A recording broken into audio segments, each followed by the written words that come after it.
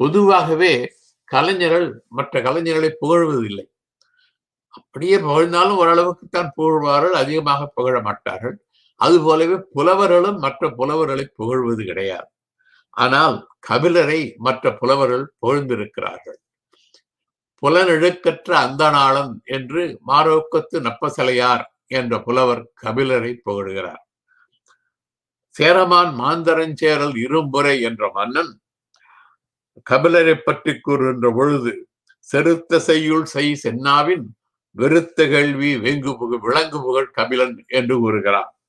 அதாவது விரைவாக பல பொருள்களையும் அடக்கிய சிறந்த செய்யுட்களை இயற்றும் மிகுந்த கேள்வி அறிவுடைய புகழ்மிக்க புலவர் கபிலர் என்று அவரை பாராட்டுகிறான். அவன் பாராட்டியதாக பொருந்தில் இளங்கீரனார் என்ற புலவர் தன்னுடைய பாடல்களை குறிப்பிடுகிறார்.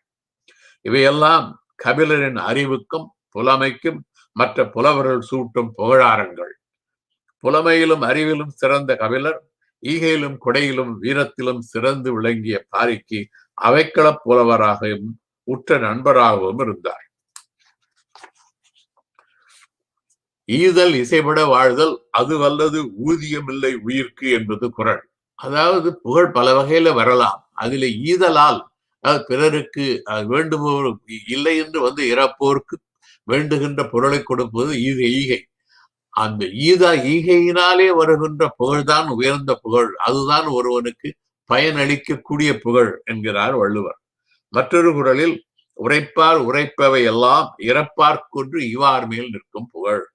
அதாவது ஒருவனுக்கு பல வகையில புகழ் வரலாம். ஆனால் உலகத்தில் ஒருவரை பற்றி சிறப்பாக பேசப்படுவதெல்லாம் வறுமையில் இருப்பவர்களுக்கு அவர் வேண்டியது ஒன்றை கொடுப்பவர்களை பற்றிய புகழ்தான் என்கிறார் வள்ளுவர். இந்த குறள்களில் வள்ளுவர் கூறுவது போல் தன்னுடைய ஈகையாலும் கொடையாலும் பாரி பெரும் புகழ் அடைந்தான். அவனுடைய புகழ் தமிழகம் முழுவதும் பரவியது. அடுத்த பவர் பாயிண்ட் ஸ்லைடு போடுங்க. ஒரு பாடல் பாரியை பற்றி, அவனுடைய புகழை பற்றி கபிலர் பாடுகிறார். சிறிய பாடல். பாரி பாரி என்று பல ஏத்தி ஒருவர் புகழ்வர் சென்னா புலவர் பாரி ஒருவனும் அல்லன் மாரியும் உண்டு ஈண்டு உலகு புறப்பொதிவே என்கிறார். அதாவது உலகத்திலே எல்லாரும் அங்க உள்ளவர்களெல்லாம் பாரி பாரி என்று புலவர்களெல்லாம் புகழ்கிறார்கள் பாரியை. அவன் ஒருவனை மட்டுமே புகழ்கிறார்கள் அவனுடைய கொடைக்காக, ஈகைக்காக. அப்படியெல்லாம் ஈகையும் கொடையும் செய்து அங்கு உள்ள மக்களை எல்லாம் அவன் ஆதரவளிக்கிறான். ஆனால் அவன் மட்டுமல்ல, மழையும் தான் ஆதரவளிக்கிறது. மழை இல்லாவிட்டால் உலகத்துல எதுவும் கிடையாது. அதனால ஏன் மழை இருக்கின்ற பொழுது ஏன் பாரிய புகழ்கிறார்கள் என்று ஒரு கேள்வியை கேட்டு அது வஞ்ச புகழ்ச்சியாக கபிலர் பாரிய புகழ்கிறார். அதாவது மழை என்பது அது வேண்டிய இடத்துல பெய்யும், வேண்டாத இடத்திலையும் பெய்யும். மழை சில சமயங்களிலே அதிகமாக பெய்து ஊரை கெடுக்கும், சில சமயங்களில் பெய்யாமல் இருந்தும் கெடுக்கும். ஆனால் பாரியுடைய ஈகையோ கொடையோ அப்படிப்பட்டது அல்ல. யாரெல்லாம் இல்லை என்று வந்து இறக்கிறார்களோ இறப்பவர்களுக்கு அவர்களுக்கு வேண்டியதை அவர்கள் உடனே கொடுத்து அளிப்பதுதான் பாரியுடைய ஈகையும் கொடையும். ஆகவே பாரியுடைய ஈகையும் கொடையும் மழையுடைய மழை வழங்குவதை விட சிறந்தது என்ற கருத்திலே இந்த பாடலை எழுதுகிறார். இவ்வளவு புகழ் மிகுந்தவனாக பாரி இருந்ததால் மூவேந்தர்களும் அவனோடு தொடர்பு வைத்துக் கொள்ள விரும்பினார்கள். குறிப்பாக அவர்கள் அவனுடைய மகள்களை திருமணம் செய்து கொள்ள விரும்பினார்கள். பாரிக்கு 2 மகள்கள், அங்கவை சங்கவை என்று.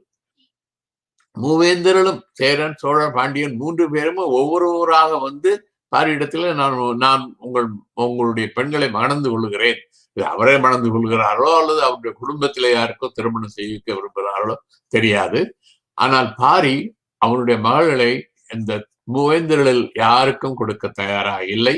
அவன் கொடுக்க மறுத்து விட்டான். பெண்களை திருமணம் செய்விக்க மறுத்ததாலும் பாரி மீது உள்ள பொறாமையினாலும் மூவேந்தர்களும் பாரியோடு போரிட்டார்கள். சேரன் வந்து போரிட்டான், தோல்வியடைந்தான். பாண்டியன் வந்து போரிட்டான், தோல்வியடைந்தான். சோழன் வந்து போரிட்டான், தோல்வியடைந்தான். ஒவ்வொருவரும் வந்து போரிட்டார்கள், மூவரும் தோல்வியடைந்தார்கள். ஆனால் மூவரும் தோல்வி அடைந்த பிறகு அவர்கள் கூட்டணியாக சேர்ந்து வந்து பாரியை வெல்ல வேண்டும், பாரியை கொல்ல வேண்டும் என்று முடிவு செய்தார்கள். ஆனால் பாரி அவனுடைய பரம்பு மலையில இருந்தான். அவனுடைய அரண்மனை பரம்பு மலையில தான் இருந்தது. அங்கே அவன் தன் குடும்பத்தோடு இருந்தான். அவனோடு இருந்தவர்கள் அவனுடைய புலவர், அவைக்கள புலவர் ஆகிய கபிலரும் மற்ற புலவர்களும் அந்த நாட்டு வீரர்களும் அங்கு இருந்தார்கள். தோல்வியடைந்த மூவேந்தர்களும் வந்து அந்த மலையை முற்றுகையிட்டார்கள். பல நாட்கள் முற்றுகையிட்டார்கள். ஆனால் பயனில்லை. மூவேந்தர்களின் படைகளும் வீரர்களும் மலை மேல் ஏறி பாரியை தாக்க முடியவில்லை. மூவேந்தர்களும் அவருடைய வீரர்களும் செய்வது அறியாமல் திகைத்தார்கள். அந்த நேரத்தில் கபிலர் மலையிலிருந்து கீழே இறங்கி வந்து மூவேந்தர்களை சந்தித்தார். பாரியின் படை வலிமையையும் ஈகையும் புகழ்ந்து மூவேந்தரிடம் கூறினால் அவர்கள் போரை தொடர மாட்டார்கள் என்று நினைத்து அவர்களிடம் சில செய்திகளை கூறுகிறார். ஏன்னா அவனுடைய வீரத்தையும் அவனுடைய படை பலத்தையும் மிகவாக புகழ்ந்து பாடினால் அல்லது அவரிடத்திலே கூறினால் அவர்கள் போரை தொடர மாட்டார்கள். ஏன்னா வெற்றி பெற முடியாது என்ற ஒரு எண்ணத்தை அந்த மூவேந்தரிடத்திலே வைக்க வேண்டும் என்பதற்காக கபிலர் சில பாடல்களை எழுதுகிறார். அதுல ஒரு பாடலில கபிலர் என்ன சொல்லுகிறார் என்றால், பரம்பு நாட்டிலே உள்ளவை 300 ஊர்கள். அந்த 300 ஊர்களையும் பாரி பரிசுலருக்கு அளித்து விட்டார். அங்கே எஞ்சி இருப்பது பரம்பு மலையும் புலவர்களும், கபிலரை போன்ற வேறு சில புலவர்களும் வீரர்களும் தான் இருக்கிறார்கள். அந்த பரம்பு மலையிலே உழவர்கள் உழாமலேயே விளைகின்ற பொருள்கள் பல உண்டு. குறிப்பாக அங்கே உழாமலே குறிப்பாக மூங்கில் மரங்களிலே மூங்கில் பூ வந்து கொஞ்சம் காய் போல ஆகின்ற பொழுது அது சிறிய நெல் போல இருக்கும். அது மூங்கில் நெல் என்பார்கள். அந்த மூங்கில் நெல்லை சமைத்து உண்ணுவார்கள். அது மிகுந்த அளவில் இருந்தது. அடுத்தது அந்த மலை புறாவுமே பலா மரங்கள் இருந்தன. பலா மரங்களில பல பழங்கள் இருந்தன. வள்ளி கொடிகள் இருந்தன.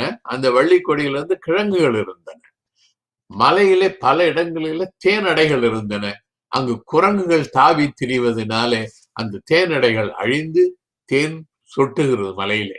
ஆக இப்படி மூங்கில் அரிசியும் பலாப்பழங்களும் வள்ளிக்கிழங்கும் தேனும் உள்ள மலையில உணவுப் பொருள் உள்ளன. அதனால எவ்வளவு நாட்கள் வேணுமானாலும் அவர்கள் அங்கே இருந்து கொண்டு உணவு உண்ணலாம். அவர்களை வெளியே வர வேண்டிய அவசியம் இல்லை. ஆகவே மூவேந்தர்களால் அவர்களை வெல்ல முடியாது என்று திட்டவட்டமாக கபிலர் கூறுகிறார்.